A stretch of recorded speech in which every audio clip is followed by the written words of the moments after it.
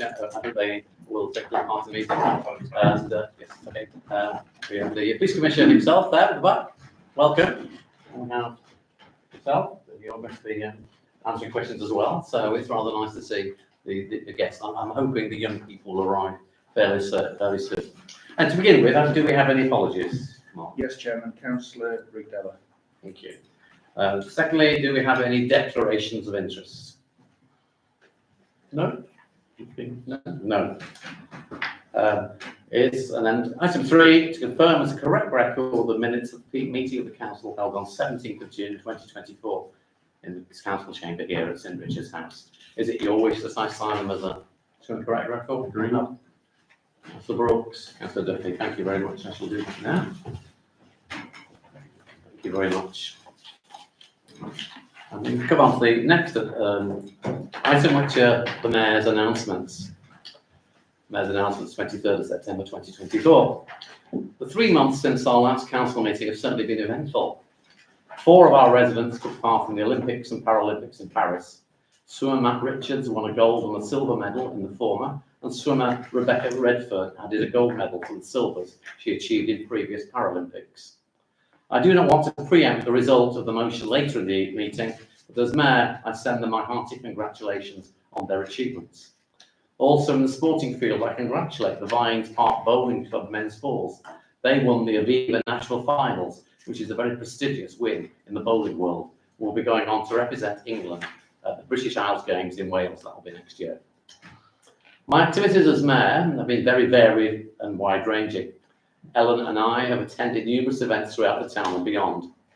A major highlight was the visit from the High Sheriff of Worcestershire, Charles Moyle, and his wife Henrietta, on July the 29th.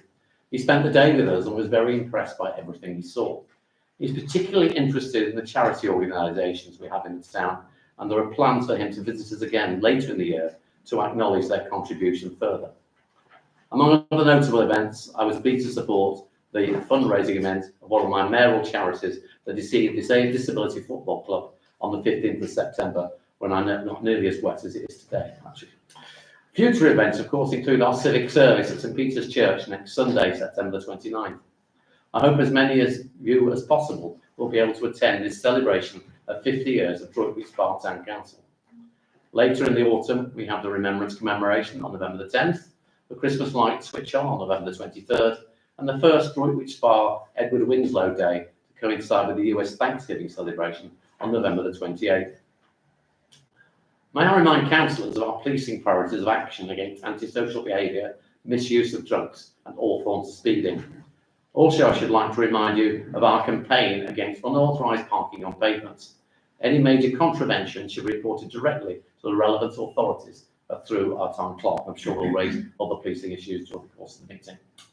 On a more positive note, it was good to see Councillor Brooks being interviewed about the latest research into the beneficial effects of Droitwich Bride on Midlands Today this morning. To suddenly see him on the television while I'm having my breakfast was quite a shock.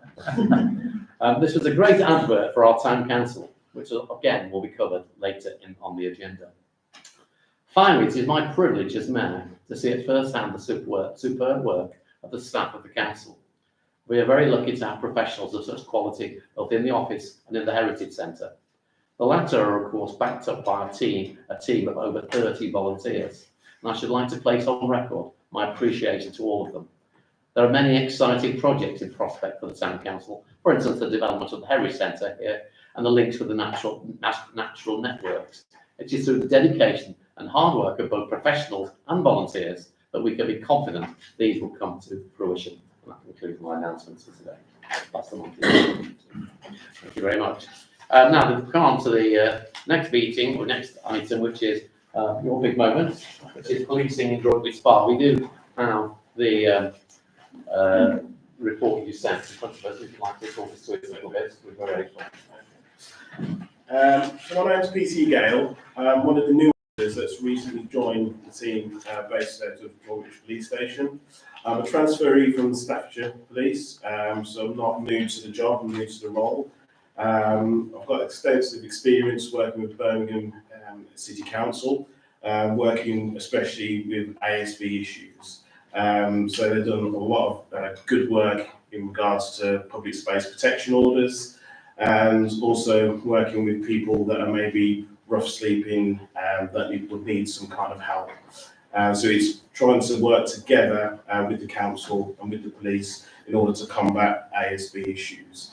So that we're working with a community safety partnership with Whichehaven District Council to try and obviously combat ASB issues moving forward. One of the reasons why I've come to West Mercia from Staffordshire, West Mercia has a very, very good neighbourhood policing model that's been set up with the help of the Commissioner. And moving forward, obviously with 3 officers now for the Droitwich area, we'll have an officer for the town centre. That's going to be a PC Clark. I shall be the officer for Droitwich East and Rural East, and then we have PC Bullock that will be covering the West, Droitwich West and Rural West. Okay. In regards to the report, the data that's been put into the report, some of it has been correlated from the surrounding area. At the moment, we're working forward, to kind of distinguish the figures for the town centre in itself. So if you bear with us, and moving forward, we will have data which is specific to the town centre. So based on the report, we start off with burglaries. As you can see, it's fairly low, which is a good thing. What I do, we do work to a set schedule where we can work up until midnight. So on those shifts, I will do an active burglary patrol. So we do get a report. I'd say daily. It does come daily during the week. On the weekends, it'll come in on a Monday. But we have a burglary report of burglaries that have happened in the surrounding areas. So what we try to do is get that information and try and place ourselves in hotspots where we potentially see burglary happening. Over the past month, the patrols that I undertook, it was good because you could see we were having a lot of burglaries in regards to commercial buildings. So that'll be people taking machinery or quad bikes or motorbikes out of industrial units. But on my patrols, after doing that, you can see that there was less burglaries taking place and less activity or suspicious activity that was taking place. So burglary is a good thing. The figures are low. Antisocial behaviour, as you can see over July and August, there was a spike of incidents that happened, but you can appreciate during the school holidays, with the children off, there is a lot of antisocial behaviour which takes place, which is largely youth gathering and causing a nuisance in regards to noise or whether it be drug-related behaviour. And also we've had a few incidents of graffiti that you may have noticed. Of note, we had an incident in St Andrew's Square, which the Square are aware of, and they also have placed forward to us issues in regards to ASB in their area. So what I've proposed with St Andrew's Square is that if we can kind of have a meeting and come together and see if we can work with extra security, maybe for the square, and if they can have a system in which they can communicate to us in quick time, we can try and get on top of the antisocial behaviour in the square. With the graffiti, we have a PCSO that's actually working with the schools in order to see if we can pass the tags that you can see around the town to the schools and see if any children have written in any books, and then potentially they could feed that intelligence back to us, and then we can try and get on top of obviously who's causing the issues with the graffiti. In regards to the Raven, the managers have actually closed off all the ingress points into the Raven now, which is good, the reinforced some entry points. And as you can see in the report, we've had a significant less reports of youth in the Raven, which is a good thing.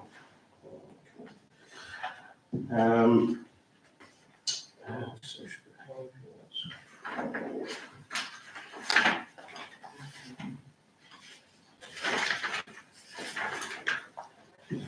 And to finish off the report, we've got violence. As you can see, the figures tend to be quite high in violence, but that does include incidents of domestic violence, which are included in those figures. But on a whole, assaults and public order offences, they are tending to be quite low for the town centre. What we found is there's a few bad actors in the town centre that have actually are not from the Droitwich locality. They've come from surrounding areas like Kidderminster to the town centre. And only the other day, I get the train into work. I've come across a chap who was under one of the underpasses, and he looked like he was reaching into his sock in order to take drugs. I went into work, got my uniform on, went straight out, undertook a stop search on this individual. The paraphernalia, what he had on him, seemed to be some kind of drugs that he may have consumed, but there was no hard evidence of drugs that he had on his person. But the following day, I went into Morrison's, spoke to the manager there, and it actually turned out they had a shoplifter that had come into their store. And off of my intelligence doing a stop search previous day, lo and behold, it was the same chap. So we do have an active investigation in which we're trying to locate this chap, who may still be in the locality, but of today, I've not managed to see him or get hold of him. So that's a flavour of what we tend to see in regards to shoplifting and other issues in the town centre. Lastly, finishing off the report, we've got vehicle crime, so theft from vehicles. So that's someone trying a door handle and potentially getting into a car. People, unfortunately, do leave credit cards and items inside vehicles, which will be stolen out of vehicles. Also, money as well. A lot of people leave coins inside of vehicles. They tend to get stolen. And theft of motor vehicles, the figures on that are pretty low as well, which is good for the town centre. So based on that, I'll open it up to the floor if you have any questions. Thank you very much. I'm sure there will be some questions. Okay, Councillor Duffy. Thank you. Well, welcome to the area, welcome to the team. Great to have more experience on board. Always brings, a new head always brings new opportunities. Thanks for preempting. I was going to ask about the possibilities and the opportunities for a town centre officer. So it's great to hear that's being preempted. Do you find many thefts going unreported before your patrol? You said about patrolling certain areas sort of quite late at night, finding evidence of theft. Yeah, definitely. I'd say shoplifting is unreported. Personally, my views on that would be that we don't have a quick time communication with the shops in the locality. So what I have put forward to whichever district council is potentially what's worked in other areas is a retail radio system. So essentially an officer or PCSO will have a radio which is linked to the retailers. The retailers will say, oh, this chap who we know of name or of a description is in the area, keep an eye out, or they've been into the store, they've actually stolen X, Y, and Z, they're walking in this direction. We're hearing that, we can walk to where they're going or go to that locality and try and arrest these people that are shoplifting. That doesn't exist at the moment. What we do have is haphazardly the retailers might call us on 101. I have encouraged them to call us on 999. And obviously, the more that's reported, and the more intelligence that we can have to try and get hold of people. Just based on that experience I have in my stop search, that's the type of interactions that we need to have with the retailers and the information coming with them, sharing CCTV images and names, and obviously we can open up a dialogue with them in regards to how we're going to try and combat these people. Thank you. Just before we carry on, could you just check if anybody's outside? Because I know we're expecting 1 or 2 other people. Sorry, George, thanks. That wasn't indeed. Were they? No? Ariel's looking empty. Hello? No, that's all right. Sorry, any more questions? Sorry about that. What's it called? Actually, on your comments or on your points about having a direct line to the shopping centre. Yeah. Would you be interested in a direct line to HTTV room as well? I'm told that used to be a thing some time ago, but was removed. And when I've spoken to Woodhaven's CCTV team in the past, they said they used to find it very valuable and would be interested in seeing it again. Yeah, definitely. So these are all elements that need to join up, essentially. So the retail radio, CCTV, essentially, we would like ideally CCTV to have access to one of these radios as well. And then they can obviously track the individuals in the town centre. That could be spoken on the radio. The retailers can say to CCTV, or CCTV, we've got this person on site, can you track them? So essentially, I think that's, for me personally, that's what we would need. So radios for the retailers linked to CCTV, and CCTV having a link to us as well. You can imagine with all these things, it is quite costly to set up a radio system such as that. But what I've put forward to the retailers is essentially a retail business improvement district, potentially. If that's, I don't know if anyone's heard of a business improvement district. But it'd be something obviously for the retailers and people in the locality to kind of champion. But obviously, as the police, will be happy to get behind that. Councillor Davidson, then. Okay, sorry. Sorry, Councillor Davidson. If I could just, because it's a finish. one follow up that one. Yeah. Just if with my Woodhaven hat on, if you'd like any support doing that, I'll be quite happy to push that at our town centre panel at Woodhaven, or push it with our Woodhaven officers. Perfect. Yeah, so they have a line with Boots. We've got an email address for Boots for their CCTV. So that we have under reporting with Boots, but I've encouraged them to report. So what will happen now is they'll call us. I'll email Boots, and then within half an hour, I'll have the CCTV. So yeah, we can go through. Councillor, sorry, George, about that. Councillor Davidson. It seems to me that some of these shoplifters need to raise money pretty quickly to buy drugs. And I've got like personal experience of sitting in the garden at the hot pole behind Morrison's and somebody offering me a joint of lamb. Yeah. And that kind of joint. Yeah. So I was just wondering if there is like a way of kind of, I don't know how you can do it, but stop receiving stolen goods, of looking into that. Yeah, definitely. So I think with that, it's a bit of education for the public houses in the area. You mentioned obviously the pub that you were sat at the back of, and that tends to be the areas where they go. So maybe it's something that we can do to put the education out there. And it's the old saying, the old adage in policing in regards to theft. With no handlers or no people wanting stolen goods, there'll be no theft. So, that's why handling stolen goods does tend to carry a higher sentence. Any more questions, please? Could I ask one then? Yeah, of course. My road, we're very fortunate to have a very active WhatsApp group. And one of the things last week was this about the Flute Festival that should take place this weekend, which has been stopped because, and I'm afraid the police got quite bad publicity from this because the people have blamed police and also talked about the fact you couldn't even spot a cannabis farm across the police station.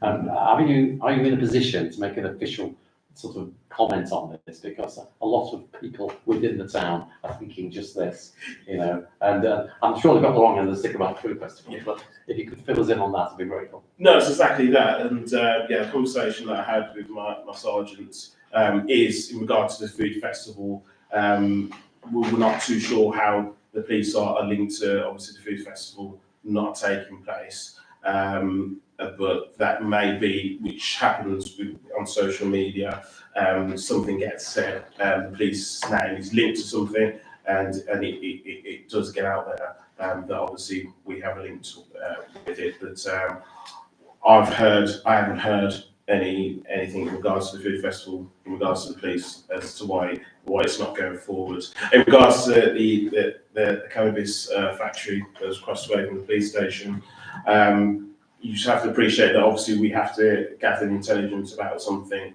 and it was going on for a number of weeks, but it's another one that's out of the town centre, and we are starting to build a picture of what's happening in Droitwich town, essentially. I read on there was the Worcester News website about the food festival. Yeah. Apparently there was a brawl, and I think it was the actual organisers who told the newspaper about this cancellation business, and they do have music, rock bands and so on going on into the evening. In the summer one, I didn't know there was a winter one, and yes, it was. You probably be able to find it if you Google onto the Worcester News.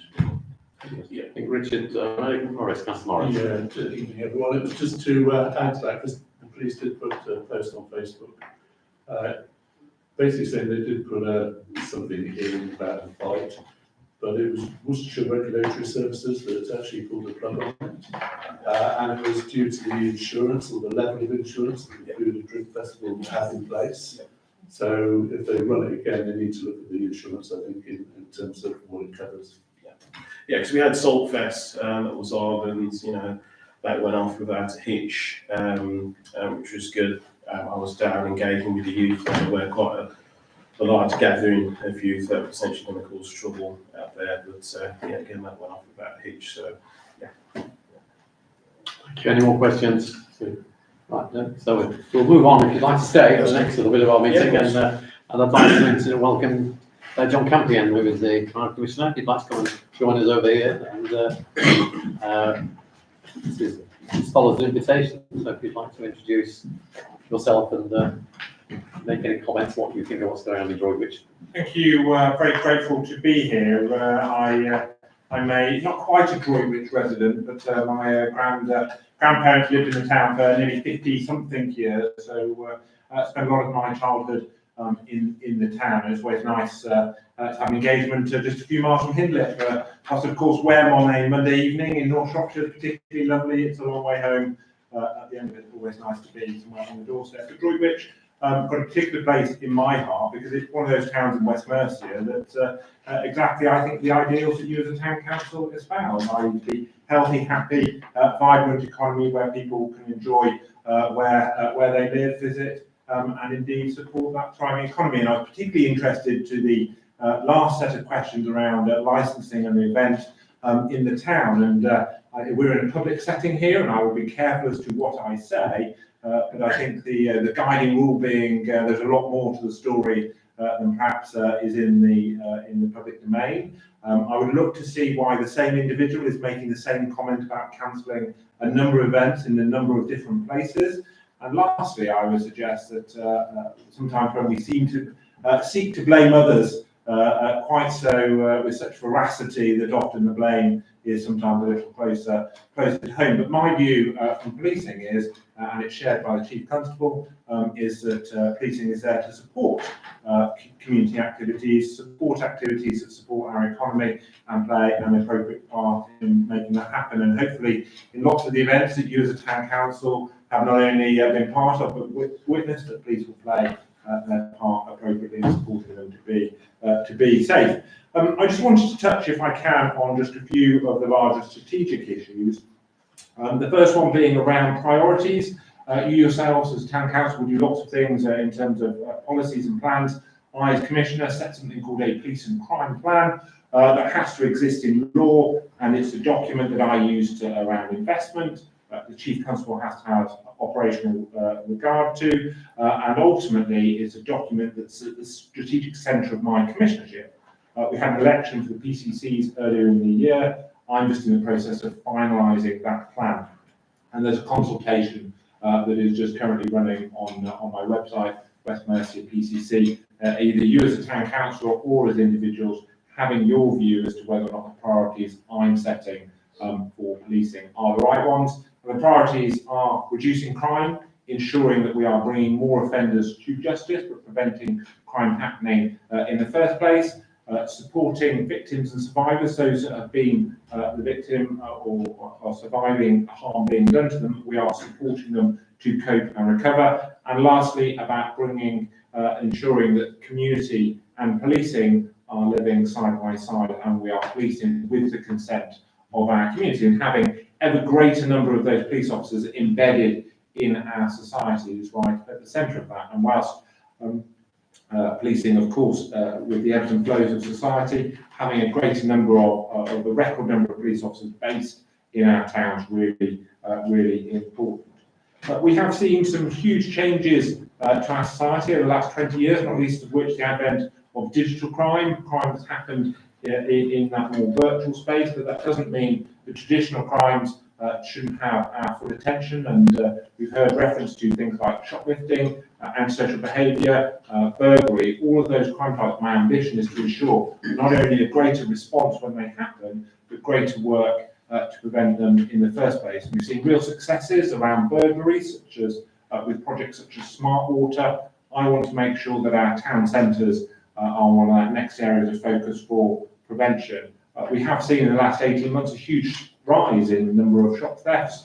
I want to make sure as we bring that spike down, we then build stronger, more resilient communities who are able to manage themselves more effectively, to be less susceptible to those spikes. When you have an issue such as the Raven, for example, over a period of time, you can understand that's unusual, isn't it? An unusual set of circumstances. But the shops in the town are a little different when I was a little boy, but the issues associated with some of those spaces are still the same 40 years later. And I want to make sure we're addressing some of those issues and supporting that community to do so. And very lastly, very strategic in relation to the Chief Constable. We currently have a vacancy for Chief Constable in West Mercia at the moment. I did run a process at the end of last year that turned out ultimately not to be successful, but I will be running another process during the end of this year, where we will then have a substantive person in place in the early part of next year. And with that, happily take any questions. Obviously, policing is huge, and I'm just trying to draw out some of the larger, more strategic issues to complement the report from your local officer. Thank you very much. Are there any questions for the Police Commissioner? Councillor Duffy. Thank you again. And thank you also for going down to present us. I wanted to ask about antisocial behaviour again. In other towns, we've seen public meetings, see how the public can, to make sure the public feel informed and see how they can support addressing antisocial behaviour. So I wondered if that's something you'd be interested in doing here as well, and whether we could support to facilitate you hosting that meeting to ensure the public feel informed, but also to ensure the public are reporting. It's a problem with, I'm sure, many crimes, or many different categories of crimes of under-reporting from the public. But I feel it would be helpful for the public to understand the difficulties in addressing crime, made even more difficult if people aren't reporting them. So the short answer is yes. If they tend to work better in partnership with somebody, i.e. the town council or something. But if there's a need for a community group here, absolutely. We tend to look at the data, which isn't an outlier in terms of either the perception survey that I run and then the crime data we receive. But if there are either around a particular community or the town more generally, happily take part. I really value such things as the Town and Parish Council survey that I know that the organisation fills in, because those views are important. But if there's something you don't think we're here, happily support a wider public meeting. And I like the traditional gathering people together in a room, but I also know that we can do them more virtually and other methods as well. So Whilst I'm pro, if there has to be a physical meeting, of course, but I'm also, if there are other alternatives that are pertinent. For example, some communities, not necessarily Droitwich, have a very prevalent online forum that maybe is that place to go for that view. But as I say, open if there's something the town council wanted to me to support, happily do that. Thank you. Any more questions? Yes, councillor. I've got two, please. First one is around computer economic crimes, and obviously we've got, especially the elderly who are less computer than most other sections of sort of the.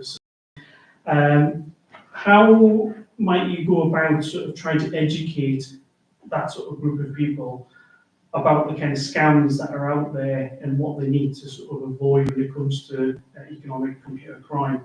Because I do think that that's a really special piece of work. It's not easy because they're less computer literate, but I think it needs to happen because I don't know the stats at hand, but I imagine they are probably one of the most biggest section of victims when it comes to that. So, unfortunately, online crime or cyber-enabled crime is incredibly difficult to bring the offenders to justice because often they are faceless by the truest of senses and hiding a long way behind their computer screen. But second of all, they might not be in our jurisdiction, i.e. they're likely to be somewhere else.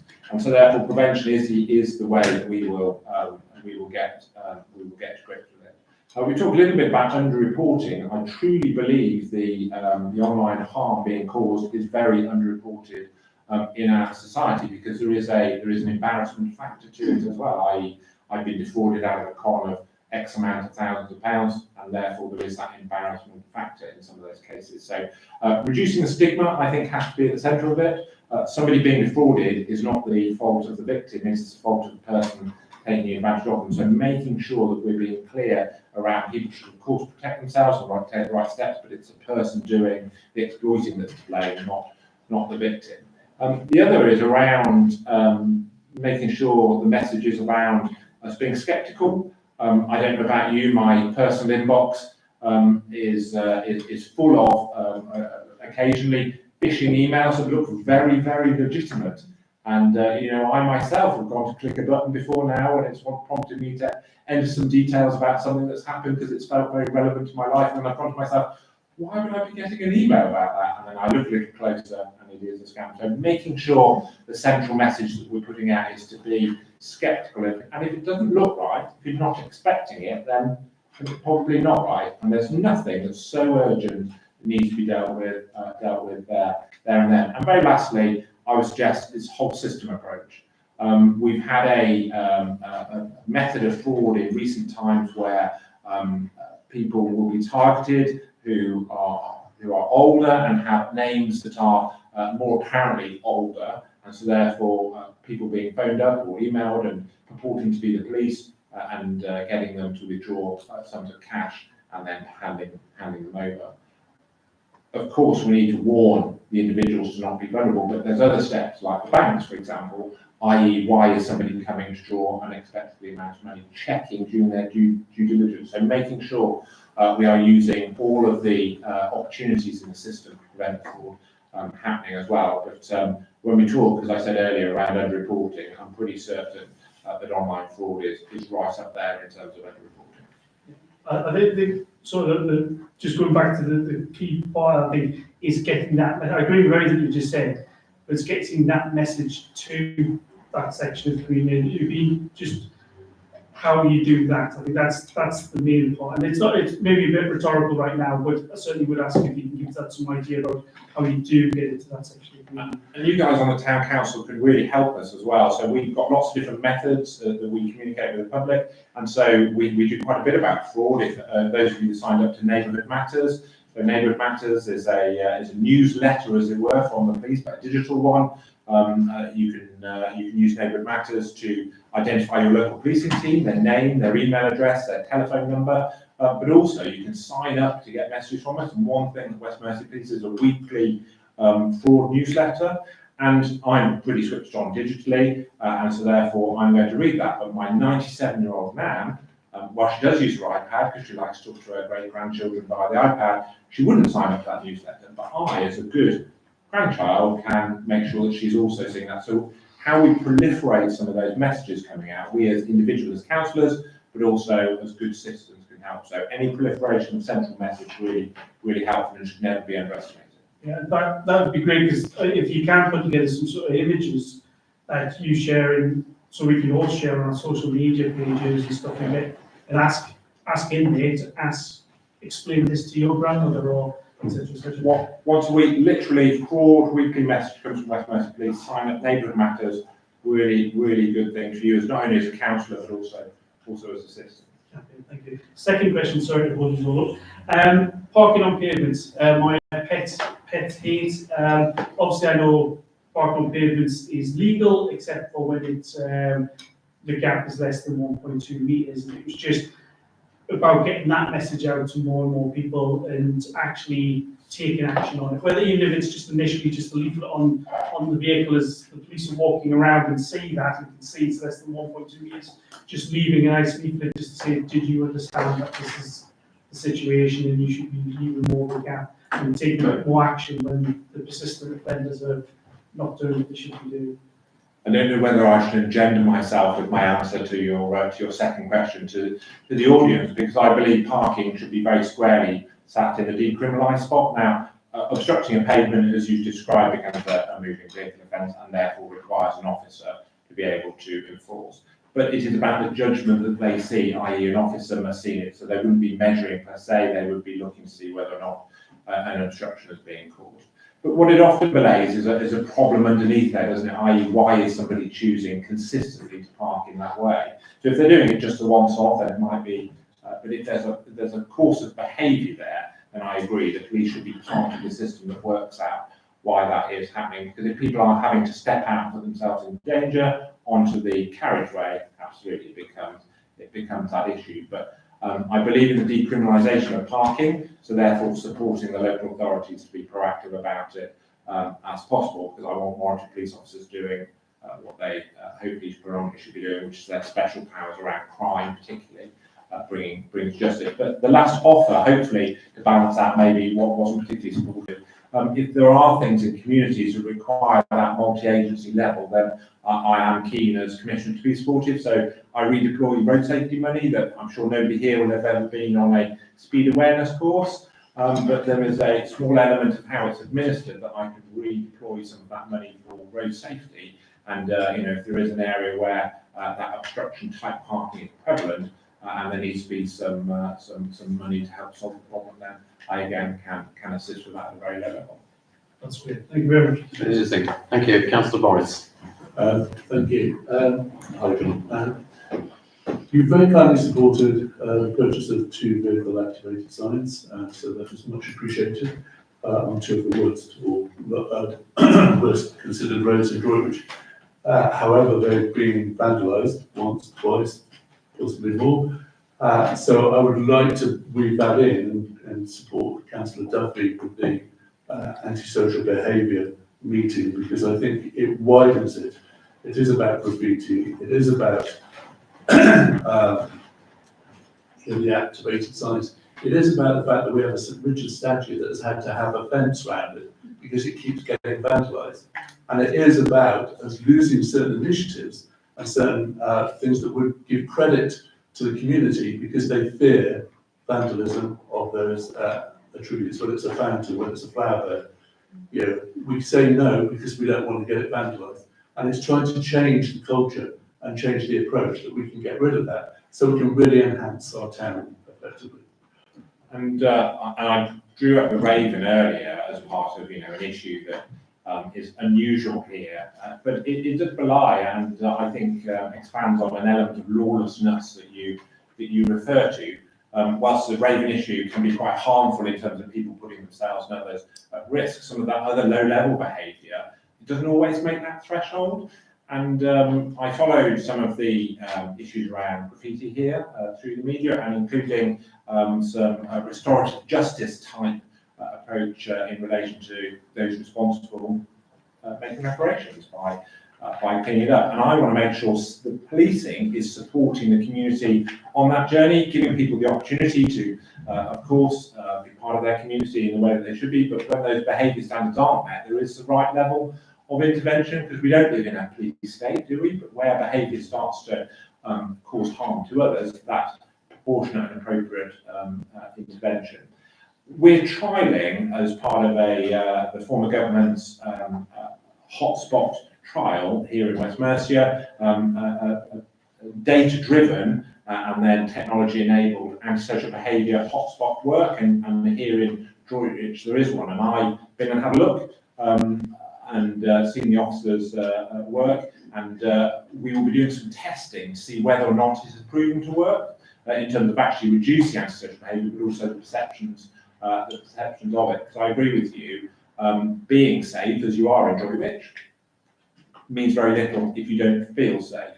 And we're not, downtown Birmingham, are we? We're beautiful Worcestershire, and our threshold of sometimes what causes our fear is rightly different, and long may it show. But I need to make sure West Mercia Police is also doing enough around those issues that elsewhere might not make that threshold.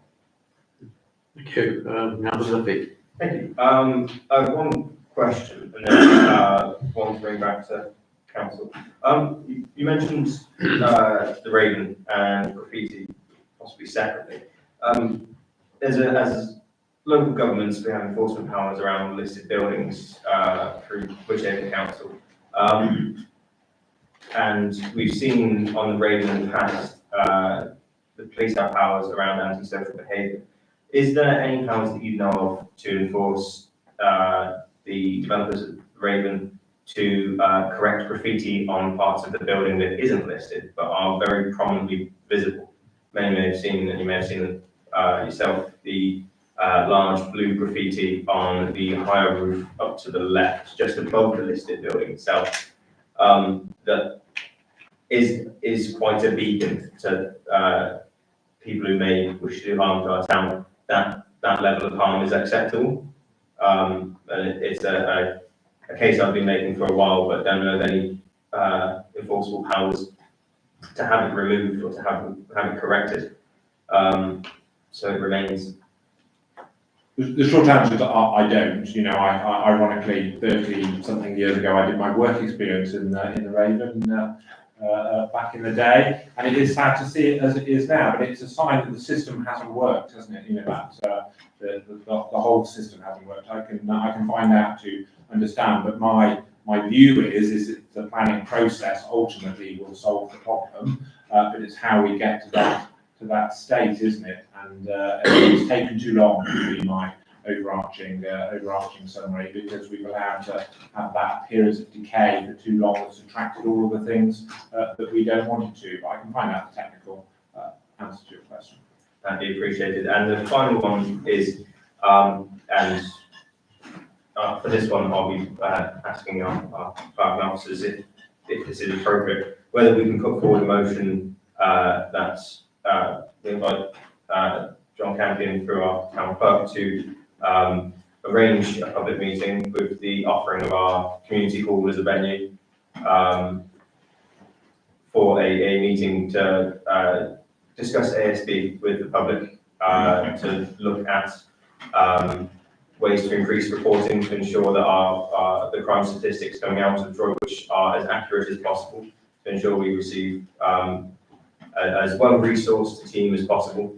And I think under the very wise suggestion from Councillor Franks, we include online safety training in that for all residents, but targeted towards our elder residents who may not have as much access. Obviously, a lot of online training tends to be advertised online, which is where it's not too helpful for those who aren't particularly online.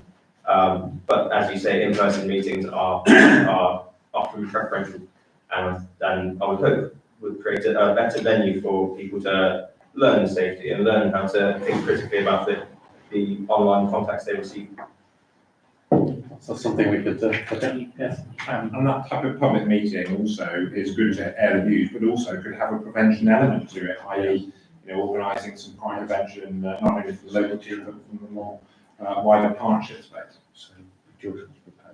Are you proposing that then, Councillor Lucky? I am indeed. Second, and then all in Before we go to a seconder, I was Oh, going to say, absolutely, is Councillor Dixon's related? Would it be possible for probably maybe the town clerk to figure out the cost of cleaning up this graffiti on all local authority built, property, and then explain to the public that this is costing these parents X on their council taxes. It's in their pocket as well. It's not our pocket, the council, it's theirs, because it's going to get paid for somehow from council tax.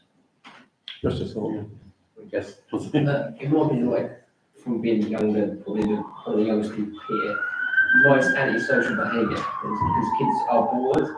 I just wanted to know what you're sort of doing to maybe liaise with schools, high schools, to put extra activities after school, in school holidays, to get them off the streets into safe environments where you could, you know, not necessarily police, but be nearby if something was to happen.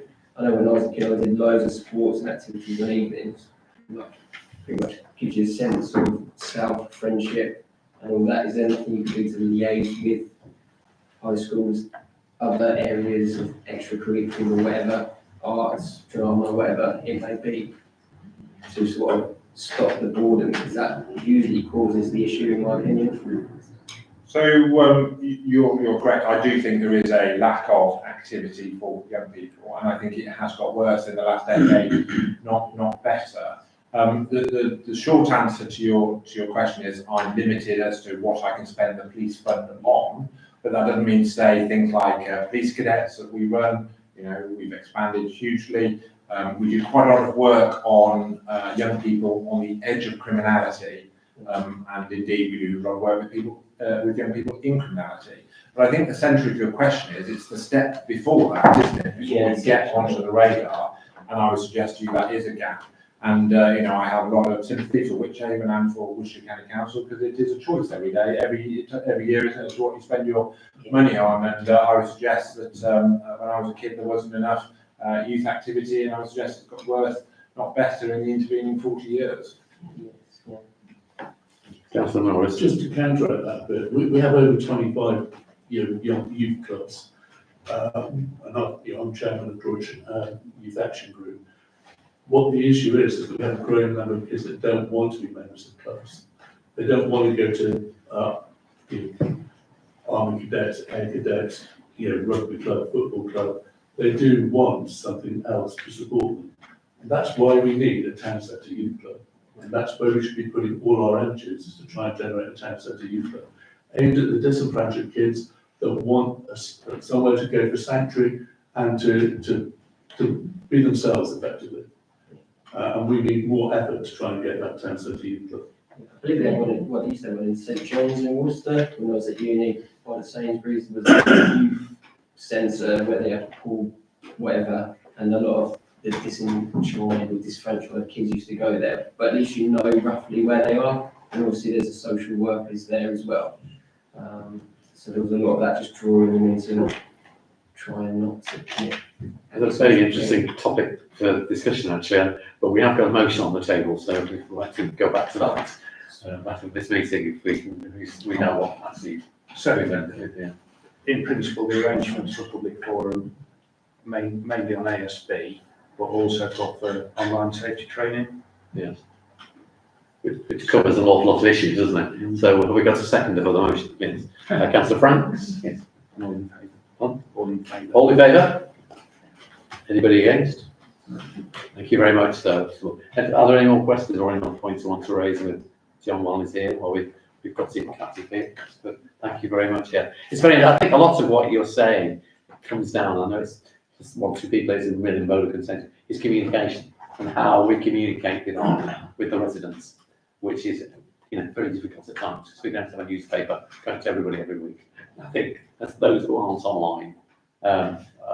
They find it difficult. And then some of the things online, like I mentioned earlier, are not right. So I think it's something we've really got to look at. But unless there are any more questions, many thanks for coming, giving your time, and we really appreciated that. And do come again, and we'll find more questions for you. Thank you again to Gail as well. Thanks for the invite, and Yeah, thank you. look forward to working with Clark, setting up the evening that you Yeah. referred to, and going from there. It's glad to have a positive outcome. Thank you very much, sir. Thank you. Thank you, everybody, for a good discussion.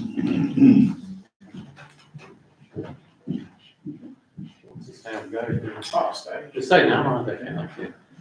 Over on some young people. I'll be there. Yes, Richard, sorry.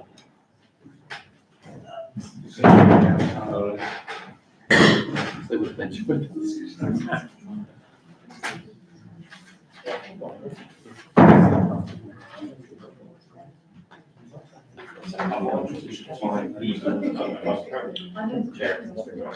So if you're contacting the district officers, I'm setting up the direct line in, I'm happy to support it. I'm thinking it should be. Which is good, put something in place. I'm sure we could stretch as far as to supply the town group, the shopping centres with the same sort of technology.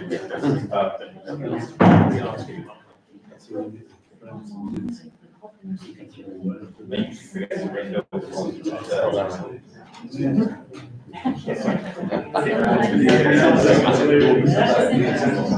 No, okay. Well, I'm quite relieved in a way that we haven't had these people sitting out there for like half hour. I think they would have enjoyed that discussion. Yes, So, can I just raise now about the timing of that public meeting? Yeah. Because I think it would be good to get. Sorry, could we have one meeting, please? Sorry. Yeah, I sorry. think it would be good at least to get some sixth formers there. Yeah. And therefore, it probably needs to be in the afternoon or twilight time. I've just spoken to John about that on the way out, so we'll discuss the best times so that it's got the best catchment, so some in the afternoon, some in the evening, with some dates. So I'll Good be idea. there. Yeah, okay, thank you. Thank you very much for that. Now, unfortunately, items 7 and 8, we can't really continue. Have we had a report from the high school? Richard May mentioned youth council. Yeah, I couldn't do the youth council.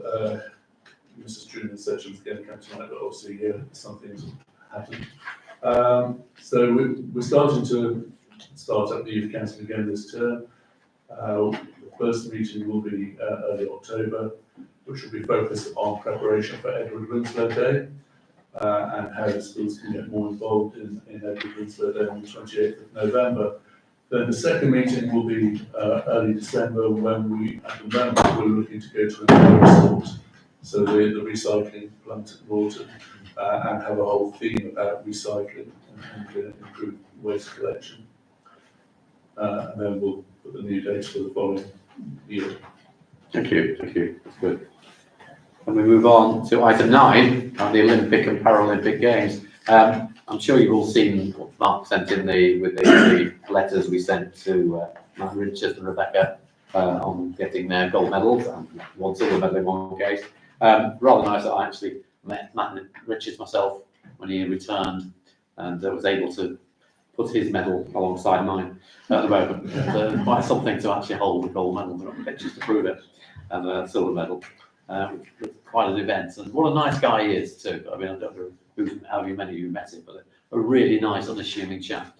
So I'm very much in favour, and I hope we pass it in a minute. But I know, Richard, you're going to talk about this one. Item B is consider making arrangements to consider that could confer honorary freeman status on the medal winners, Matt Richards and Rebecca. Just to say, Rebecca's a nice lady as well. So, And the first question should be, Mr. Mayor, what have you done to achieve your medal? I meant this one. Yeah. Sorry, we're going to. Yes. Yeah, thank you. I think we've all been enthralled by the summer of Paris 24 and the Olympics and Paralympics. What made it even more enjoyable was the fact that we had 4 representatives from the town at the events. And I must thank our team, Mark, Katie and team, for putting the good luck banners up outside the front of St Richard's House, because that itself galvanised the town in a lot of the support and the recognition that we have for people attending the Olympics and the Paralympics. And it created a much more interest on social media to that effect too, to support our superstars. Today I would like to put forward the motion to confer honorary freeman status on our gold medalists. swimmers Matt Richards and Rebecca Redfern, and indeed certificates of merit of appreciation for our rugby 7-star Jane Shekels and swimmer Matthew Redfern. Matt Richards and Rebecca Redfern have been successful at successive Olympic Games and Paralympic Games, as well as World and European Championships, and both have been awarded MBEs in recognition. All four were born in Droitwich, I believe, and started at local clubs such as the Dolphins Swimming Club and then on to Worcester Swimming Club and so on. If I could, I'll just recount what the 4 stars succeeded in doing this summer. So in terms of Matt Richards, he was 4th in the men's 100-metre medley relay. He was gold with his colleagues in the men's 4x200 freestyle relay, the second Olympics that they've achieved that, and indeed exactly the same 4 that did it the second time as well, which is a record within the Olympics. He was a semi-final soloist in the men's 100 metres freestyle. He was silver in the men's 200 metre freestyle, and if you saw that race, it was purely by a fingertip. Matt himself believes he pressed it first, but didn't press it hard enough, because it's a recognition when you actually end the swim. And he wasn't 100% well either, so he bodes well perhaps in the future. And he was 5th in the men's 4x100 metres freestyle relay. Jade Shekels was 7th, her team was 7th, the GB Rugby Sevens, which is in fact quarterfinalists in the rugby. Rebecca Redfern at the Paralympics was 4th in the mixed 100 metres freestyle relay, and gold in the women's 100 metres breaststroke, SB13 category. And if you saw the race, she was well ahead within that race. Her sibling, Matthew, one of her siblings, was 4th in the mixed 4x100 freestyle relay. And it was great, we had a brother and sister in the relay as well. That's pretty unusual, I think. And then 13th in the men's 100-metre breaststroke, SB13. When you consider that Team GB won in the Olympics itself 14 gold, so one of our Olympians was one of those golds, and 22 silver, and in the Paralympics 49 gold. And Matt Richards was one of only 14 multi-medalists for Team GB at the Olympics. So overall, fabulous performances. And that's from little old Droitwich. You can see that they are an inspiration for many, and I know that they do go around the schools and try and inspire and motivate others accordingly. And we appreciate the successes they have achieved and want them to be recognised by Droitwich Bar in general. So I'm very proud and honoured to move the motion to confer those awards. Councillor Duffy. Thank you. I'd be more than happy to second this. I think as councillors, we strive to create opportunities for people in our town, and the opportunities that being involved in sport has created for these young people is amazing. So it's a pleasure and I think a great idea to be able to help advertise those achievements as well as those opportunities for other young people in our town. Thank you. I suspect we won't have any opposition to this one. I think it may be one of our least contentious issues of the year. I hope so. So can I ask all those in favour of the motion to raise their hand? Myself. Anybody against? And that is carried. What fantastic. Thank you very much for seeing it so well, Councillor Morris. That was brilliant. They are both actually delightful people, and like you say, they're inspiring other people. Two of my grandchildren are members of Dolphins, and they've really been impressed with that, and loved actually meeting Matt Richards on that day. They held the medals as well, so that's good. Thank you very much, then. That's splendid. So leave it in your capable hands to find out dates and liaise with the two of them. Matt's just got married, by the way, and he's moving to Manchester. Because that's where he does his training now. So he's no longer a Droitwich resident, but his family are, of course. Thank you very much. That's item 9 completed. Item 10 is an interesting one, isn't it? That's, you'll all have seen the tea service over there. Did you polish it then, Katie? Yes. Well, so that's what this is all about. You want to just give a little bit more information. I got it there. That's the letter. Dear Mr. Drury, Following our meeting on the 11th of July 2024, on behalf of the Town Mayor, Councillor A.M. Simpson, and the Rugby Spa Town Council, may I take this opportunity to formally thank you and your family for the bequest of the 4-pitch silver tea service originating from former Mayor and Alderman John Hollyoake. This special piece has significant historical meaning for the Town Council and the town of Droitwich Spa itself, having been originally presented to Councillor J. Hollyoake for the community in recognition of his service. The records of mayoral office appointment confirm that Councillor Hollyoake presided in the civic capacity for the following periods: Mayor 1860, 1861 and 1878. Quite a gap there. Alderman and Mayor 1879 and 1880. Alderman and Mayor 1885 and 1891. So he was actually connected with the town, with the Droitwich Borough as it was then, for over 30 years. The tea service will now be cared for and showcased as a much valued part of the Town Council's Heritage Centre and Museum collection, maintaining the legacy and community origin. This is especially befitting for the year 2024, which represents the official 50th anniversary of the Town Council being formed from the predecessor borough, Droitwich Spa. The acquisition was officially receipted when we met with my colleague Rebecca, Heritage Manager, July, who will be formally recorded as an agenda item for the next scheduled meeting of the full council, which is now, of course. The Town Council are very grateful for the generosity of you and your family providing this special heirloom of such local provenance. And it is beautiful, isn't it? So, yes.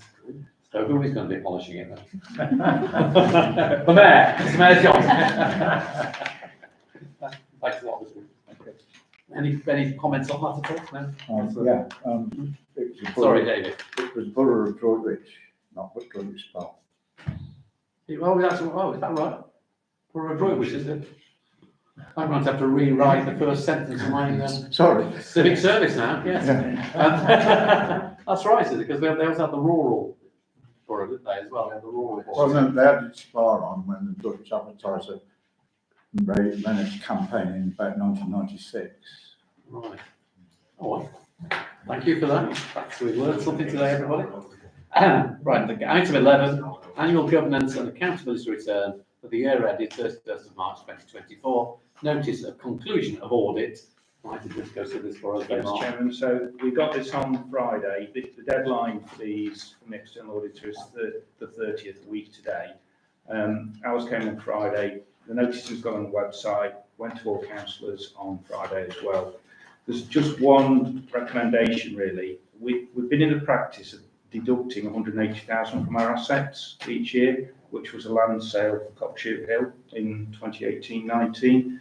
The external auditor says we don't need to do that now. So our assets are actually 180,000 more than is shown on the return up in June. So we're quite pleased that that's the only recommendation. Very good. Thank you very much for that. And thank you for all the work that was done, went into that. I know, and you and Jane particularly, wasn't it? Yeah. Jane's away in Rhodes at the moment, so she'll be returning at the weekend. Item 12, neighbourhood. Sorry, George.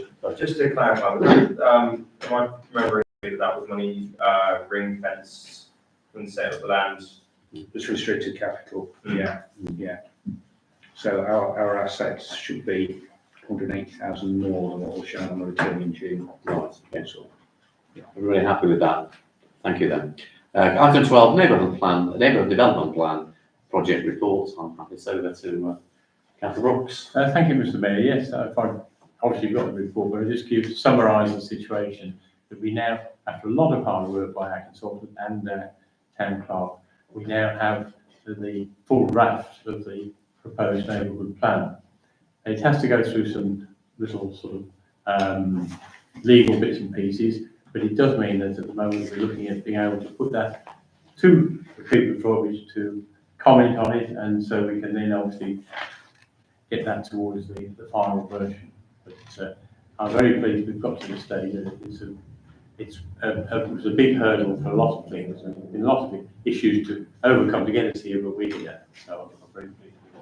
Any questions, Councillor Brooks, about that? Thank you for that then. That's excellent. Item 13, to receive and consider the minutes of the undermentioned meetings. I believe we've got an en bloc motion for this. Councillor Duffy. First en bloc. Thank you. And second, Councillor Bowden. Thank you. All those in favour? Thank you. Any against? Thank you.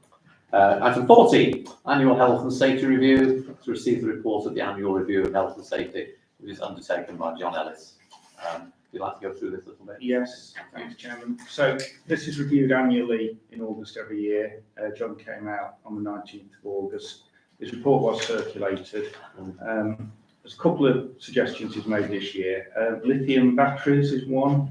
So to get some fire suppression measures for lithium batteries, so chargers and things like that, because more and more devices use them. Because we're a tenant building, we've got the Heritage Centre, it would be appropriate really for us to invest in getting those. We can get them through the normal provider, Bryland, that we use, but I think we do need to get those for the tenants and also for the centre and the office.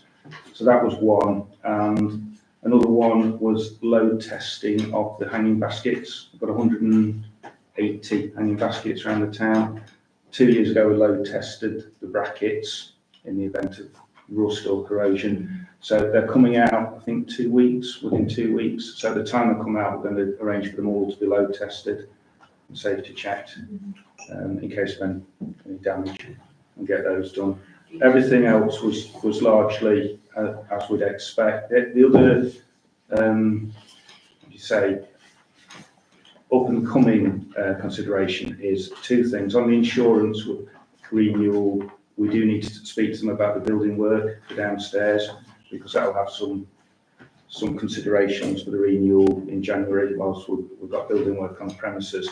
And also the asbestos survey, we need to renew that. We're not aware of any asbestos in the building, but when they're going to be knocking out walls and things, we do need to probably double check, and it's a while since we had a full asbestos survey, so I think that's pertinent. And that was it. Any questions, Mark, on that? Thank you.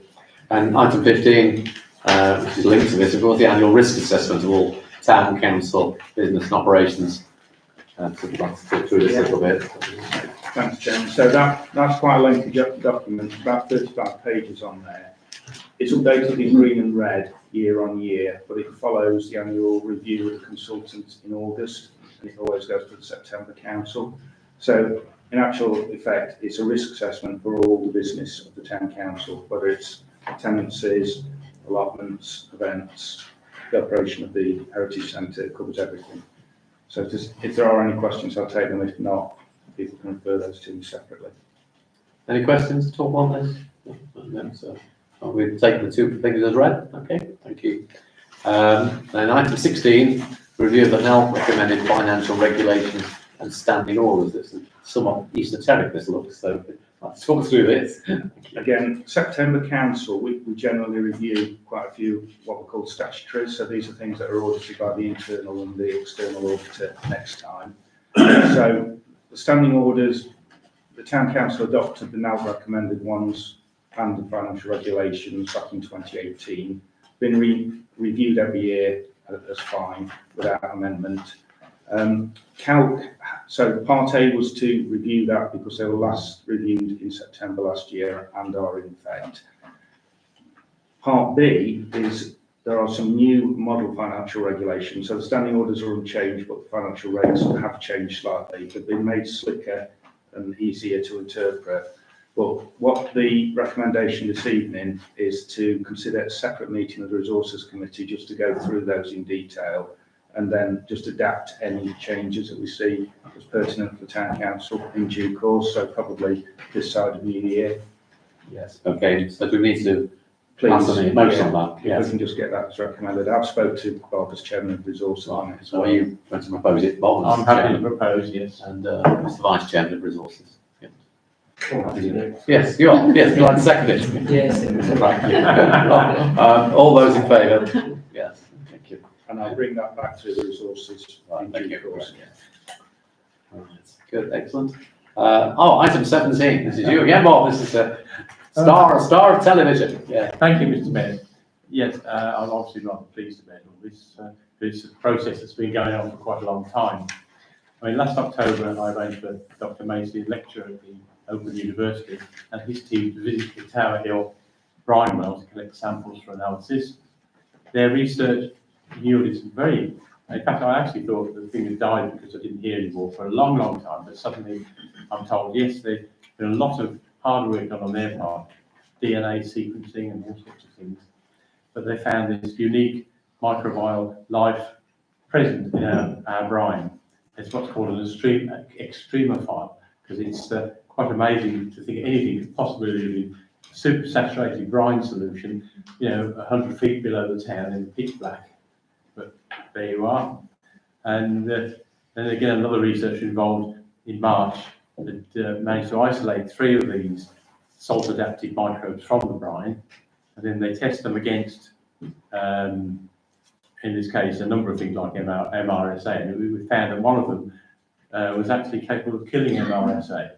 So of course, this is then how they get the foundation for a new antibiotic, and it looks as though there could be several new powerful antibiotics, and obviously that we're talking about saving thousands of lives around the world with this. So I thought it was rather nice and a rather unexpected chapter in the long history of Droitwich Spa's brine waters and all the other health giving things, and we find a whole new dimension here. So I was really pleased with that. Thank you. Yes, it's an interesting one. That was it was nice to see it being put onto. There's not national television, but West Midlands television, wasn't it? Yeah, that was good. Oh, I think the floods or something. Yes, I think the floods might have, but yes, I think it might have superseded it as a story actually. Unfortunately, I didn't see it because I was actually which I had to county. I nearly choked on my all brand. Okay, thank you very much. Next one, item 18 is which District Council will respond. Place order for update. Oh, that's me. Yes, right. Just to say quickly, we're still meeting. The Place Board is still meeting regularly. The bike night that was due to take place on August the 15th was cancelled before the weather cancelled it. It was ironic; it would have been cancelled anyway. But there is a move to actually have it October the 17th, isn't it? We're talking about that again. Yeah, I've not heard anything more though, so. No, we haven't heard anything more on that, but that's on the plan. But all the other items that we connect with Place Board are moving forward, hopefully. The Lido project's the most exciting one, obviously, but that we're in the hands of Whitshaven for that. The health corridor, the mural, the developing Tower Hill and the murals there and putting the murals there, another one, quite a few things that should be put forward. We have talked about the fact that it'd be nice for the Town Council to be involved more with the Place Board. And the next bit, I'm going to raise this, that I think that you should at least have the minutes as the Town Councillors. So it's something I'm going to raise at the next meeting, actually. So if you've got much with any questions for myself or Richard at the last meeting, we'll move on from there. Yes. Mr. Mayor, I've been asked to ask for your help because, as you know, we have an organisation of local residents called SALT, Save Our Brine Baths. We've been working for a long time. Never heard of them. Never heard of them. Trying to get a brine bath back, which again is rather pertinent talking about the health properties of the brine here. But I know that they're very keen for the Place Board to go and see an enterprise called the Varna Spa, which will run a number of branches of this around the country. And they're very keen for Place Board members to go and see these, to have a look at what they do with brine and so on, and just to see if there's anything we could learn from them and perhaps bring on for the town. And some have agreed to fund this for the Place Board to go and actually do this sort of fact-finding mission.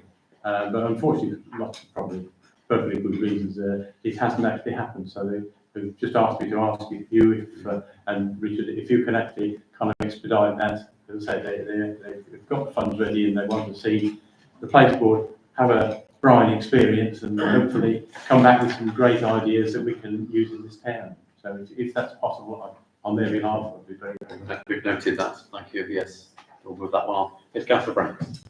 Just regards with the Lino project in the health corridor, at the moment it sort of feels like it's something that's being done to the town rather than including the town. I was just wondering when there's going to be sort of public consultation or events that they can come and see what's happening and make comment really. Yes, I think that's a very good point. I think that's one of the reasons why I think the Place Board minutes should be available to yourself, not everybody in the Town Council. Well, just so thinking we of can do that, residents as yeah. well. I think yes, I know where you're coming from, exactly where you're coming from. I've got sympathy with that view, and I think we do need to sort of broadcast it on more, but because it's also it's sensitive commercially, isn't it? So there's a limit to what we can do. I have a district councillor and Yeah, I know. I have no, I know, yeah. I'm not privy to any information or anything that's going on, so it's a bit frustrating as both town council and district councillor that these projects are happening and Yes. they're happening over there, out there. Yeah. Not in this room and not Yes. actually asking councillors. Yes, what's your feeling on this? Lou? Well, I would just say it only came to the executive board, our last meeting was 2 weeks ago. Yeah. And it's still been finalised on the budget and the potential of what can happen. It will definitely go to consultation. It will Yes, definitely be a public hearing consultation. It's just a sequence of events. Yes. Yeah, it is. Like many things though in local government, it's very slow, isn't it? The progress seems very slow. You're waiting for the next meeting.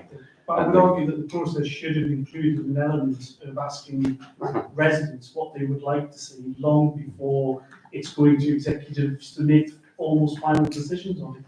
I think there needs to be a much greater involvement of residents much earlier on. I got a district council meeting to discuss it the day before it originally went to the executive committee to make a decision on it.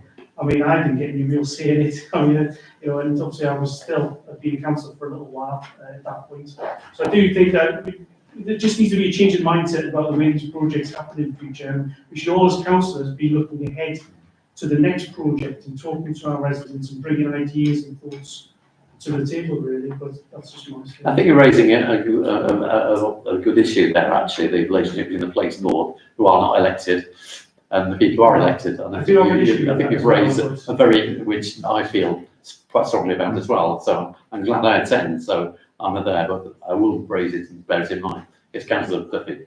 I was just going to say, I mean, one of the reasons we've been so clear about our, as other councillors, our desire to see SOTs involved is their long history of public consultation, which does bring a lot of public voice into it, which is, so it is the public voice that has brought the Brian Maps projects to the front of it, in that sense. And I will say, as a district councillor, you're welcome to join the town centre panel meetings, so we have had slightly more detailed updates there, I think.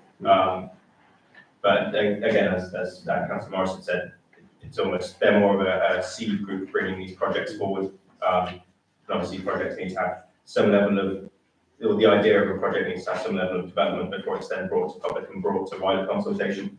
But more publicity and more openness around the place board is definitely something I'd support. Yes, well, I'll feel better. Yes, Richard, sorry. Just going back to Councillor Francis, the idea of coming from the public, because I totally support that, I totally agree with that. It's how we can infuse that and motivate that, because I honestly don't think George puts enough ideas forward in terms of projects and future ideas of what it wants. I do believe we get fewer grants from whichever to George, purely because there isn't motivation and ideas of what is needed. I think we struggled with community legacy year on year until the town council came up with ideas for anything to go forward. We need to try and inspire and motivate the community to come up with more ideas, I think, and then we can see how we can fulfill them. So again, I would like to support that idea. I would like to see more openness, transparency about the place board itself. But also, I think we would get a lot more ideas coming forward, because us sitting around this room, councillors, we hear what people say. We can formulate a lot of ideas for new and relevant projects for the place board to look at. So I think, again, if we can get more openness and involvement with the place board, I mean, I know when some of the committees we have at the county council, representatives and members of the public are allowed to actually sit in and listen to what's said. So I think, again, that would help move things forward and get what we want. I mean, there's no criticism involved in that. There's some very good people there, and it's very vibrant and dynamic. But I do take your point very much so, and it's something I will raise and continue to raise. I think you make a very valid point there. Thank you. Okay, moving on to county council matters. Which of our county councillors is doing this? Yes, Thank you, Mr. Mayor. Right, county council matters. First of all, I always give an update on my divisional funds. I think I've said before, county councillors are afforded £10,000 every year of divisional funds to give to their ward community in what way they can. And as I was saying just now, sometimes we have to come up with ideas because they don't always come forward. So Droitwich Bar Business Association, I gave some money to support the setup of the group, to represent traders and to try and increase footfall in the town. Droitwich Bar Male Comedy Festival, again, start-up funds to give them some money in their bank account to start to look at developing the ideas and what could be done. Droitwich Food and Drink Festival, the one that has been held, I paid for the free tote bags with the Let's Waste Less message on it. Droitwich Action for Future Youth, based at the Westlands, supporting activities for 13 to 19-year-olds. I gave some money to start to help them with gardening experiences, so I paid for equipment and supporting those who may have seen that they've been out and started weeding and looking after the planters within that area from that money. Westlands Residents Association, I purchased a bench that they've now cited and put in memory of Aston Lee Woodland, who was a young lad that sadly died on Westlands. Saltfest event, I paid for the children's cinema performances that ran on 2 nights at the actual event. And Droitwich Bar High School, I've just given an allocation of money towards a fitness project that they're looking to develop at their inclusion centre to try and support youngsters that are not that interested in schooling, but they want to keep on the premises and keep active in some way. So that's so far. I've still got more money to spend by the end of the year. So any projects that support Droitwich West, let me know. I will try and do that. It doesn't have to be in Droitwich West, but it has to be supported by a body of residents from Droitwich West in terms of the activity. Secondly, Westlands Roundabout Tooting Crossing, you've probably seen that, I've probably been held up in the traffic, so apologies already if you have. But I do believe that is a real big breakthrough. We've always known Westlands to be a satellite and not really joined to the town, and therefore residents have been really at risk making any effort to come into the town, taking their life and limb at risk. So with county money, district money, but also a large active travel grant from government, we now have the proceeds to install the Tooting Crossing on the southern end, going to the roundabout and from the roundabout. That will take 3 months, and it is going to hold the traffic up. I worry about that, but it's got to happen. If we're going to prevent and create safety, it's got to happen. But people will get annoyed, for sure. I experienced it on Cockpit, so I know it's going to happen there. And this is more important in many ways. But it's a proper active travel. So we go from Meadow Road all the way around for cycling, for pedestrians and wheelers, all the way around and up to the zebra crossing on Kidderminster Road. Thirdly is the closure really of Age UK, Hereford and Worcestershire, which is really sad. But just to ensure that you all know that we had 3 Age UK charities in Worcestershire. Age UK, Hereford and Worcestershire was one of them. But we have Age UK, Bromsgrove, Redditch and White Forest, and Age UK, Worcester, Malvern, and now they've taken Wychavon as well. So those latter 2 are still running. It's only Hereford and Worcestershire that's closed. What we're looking is to try and, in negotiation and discussion, transfer a lot of the activities that Age UK, Hereford and Worcestershire carried out over to the other 2. It's still in negotiation because it's headcount, it's capacity, and the ability to deliver. I guess to us that mainly affects the dementia meeting centres. The dementia cafe that recently opened at the rugby club will continue. That was already been agreed, but that will transfer over to Age UK, Worcester, Malvern, Wychavon, with money from Better Together. So that will restart in November. Again, this October, but restart in November. But we're still in negotiations over the meeting centre. The meeting centre is really important. It operates from the football club. It's Wednesday, Thursday, Friday, every week. people with dementia, that is so important that they get that continuity and that support. I have complete confidence that it will stay and will remain, but we have no final announcement yet to work within it, but I am confident. And then finally, it's just to say there's still paths going on in terms of resurface, and probably one of the main ones coming up is at school half term, which will be the path from Ledwich to Westacre School, which will be resurfaced, and possibly, but we're getting time, but possibly some bollards to stop residents, parents driving over the paths as well, which is a real safety issue towards the youngsters. Thank you very much. Have you anything to add at all? If I may, Mr. Cath actually reminded me that I did also need to mention that I have some divisional fund still available, and certainly sensible and worthwhile ideas. I would be very pleased to hear about them. Thank you. Thank you.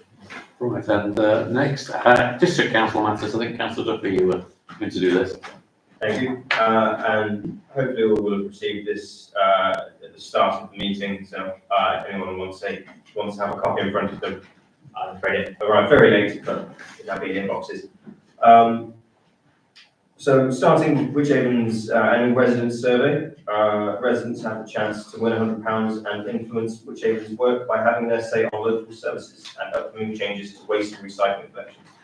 Quite a big change with the government considering bringing all waste collections across the country in line with each other, which would unfortunately mean a reduction in the efficiency of our service.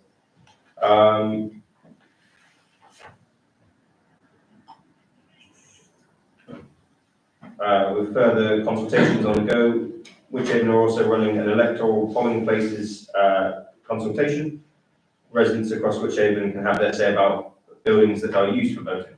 The Wychavon Polling Places and District Review will examine more than 80 locations currently used during elections to allow people to cast their vote. Residents can make comments to the suitability of polling places, commonly referred to as polling stations, including issues such as parking and accessibility. Also, they can suggest alternative venues, and comments can be made on the makeup of polling districts.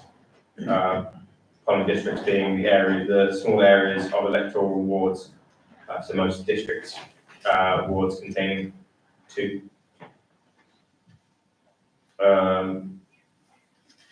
The details for both these consultations are within the report. So if anyone wants to share these around, I recommend sharing the details or the statements from the reports relevant to those residents.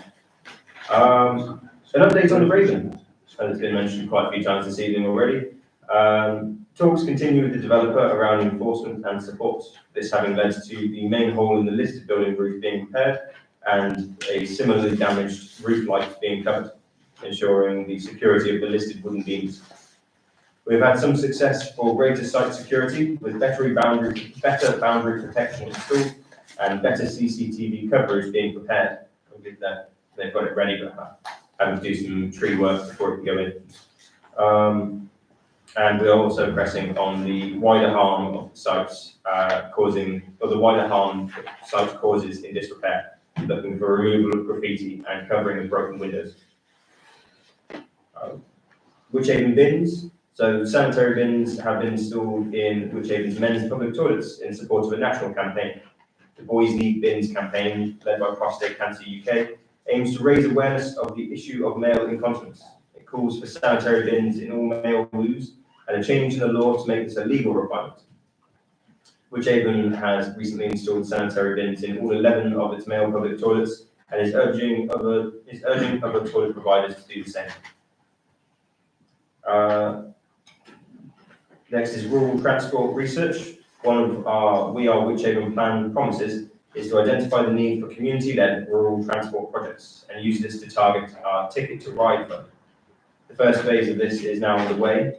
We are carrying out some targeted research in a selection of rural wards and parishes to identify what the transport needs are and if there are any groups whose needs are not being met by existing transport provision. The areas we're focusing on through face-to-face and other engagement are Dollar Hill, Honeybourne, Hebworth, the Littletons, Broadway, Sedgebury and Charleswick, Pindon, Drakes Broughton Parish and the Peopleton Parish. So our main one obviously surrounding Droitwich is the Dollar Hill Ward. So if anyone knows of residents or groups surrounding areas of Droitwich, this is one to engage with. And finally, a roundup of Wychavon's summer event support. Wychavon had another extremely successful summer of events, as in our district as a whole, many supported by the district council with funds and more physical support, including bins, toilets, and a holistic events guide. As well as many of the usual events like Saltfest, Battle Beach, and Pershore Plumfest growing in their success, Wychavon's summer outdoor cinemas returned with great public support too. That is my update. Could I just ask, sorry, from the chair, of course, very laudable what we're saying, that they've managed to protect the Raven and stop the ingress, but what our residents want to know, and every taxi I go in, every person I talk to knows I'm a councillor, is when is it going to be done, and when are we going to see the development? Is it any closer than it was 5 years ago when I first became a district councillor? And that's what, I'm sure others will agree, that's what everybody asks me. So where are we with that? Certainly a great question. As I believe I updated in July, the planning application is now signed and in place. So the developers now have 3 years as of July to start their works. Or should be starting with demolition, which we expect will grant a lot greater site security, having people on site. Over the summer, Wychavon officers have been in discussion with the developers pushing for a schedule of works, trying to find out exactly when we can expect to start seeing work begin. But to my knowledge, we haven't had that yet. So we continue to push. So if anyone's interested to see a fuller response on that specifically, that will be asked in our full district council meeting on the middle of October, on 6th to 17th, where a full question regarding timeframes and what further actions can be taken will be asked. Thank you very much for that. Sorry, I dominated any of the questions. 16th of October. Yes, thank you, yeah. Thank you. Just a little bit of information relevant to the Raven, as you were just saying, and the planning application. It originally included provision for the Brian Baths facility in the left-hand John Corbett bookend, the left-hand side of the listed buildings, and there's actually a planning condition was imposed saying that the developers had to come up with the information as how to protect the timbers of the listed buildings from the brine. And SOBS were involved in that, and actually the SOBS consultant within about 2 days produced a complete scheme, and that was actually submitted to the planning authority of Wychavon, and I believe it certainly that it's quite acceptable. So again, that one impediment, if you like, has been cleared. I mean, whether we'd actually get to a brine, I don't know, but at least it's the provision is correctly there technically. Thank you. Any other questions to Councillor Duffy? Right, thank you very much. Item 21, account for payment. I do hope you pass these because I've signed all the cheques. It's just 5 supplementaries, Chairman. Vines Park Bowling Club, that's a grant, that's 1,000. Yeah. Bourne Site Services, that's Cop Cut Bridge handrail replacements, where somebody with ASB had taken them off, that's 25391. GCD, that's the backup for the website, that's 110. White Forest Big Band, that was the last band of the season, that was 300. And then the external auditors report that I just referred to, their standard fee, and this is only the standard fee, no extras, 1,638. Can I have somebody to propose we take the accounts? Thank you, Councillor Brazier, and second, Councillor Brooks. Right, give me a name then for a minute. Dan. All in favour? All in favour? Thank you. Anybody against? Thank goodness for that. Yeah. Awfully sorry about this. I think we're going to have that. No, that's fine.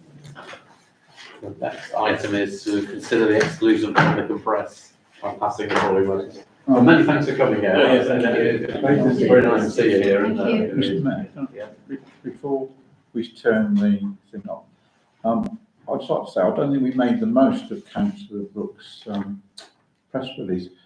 I think that's international news, and it could save millions of lives. And it could be the most important thing that happens in George this century, possibly. So we can turn it off now. Right, that's a good point, Vicky. So we've not passed the motion yet. Consider the exclusion of public and press by passing the following motion.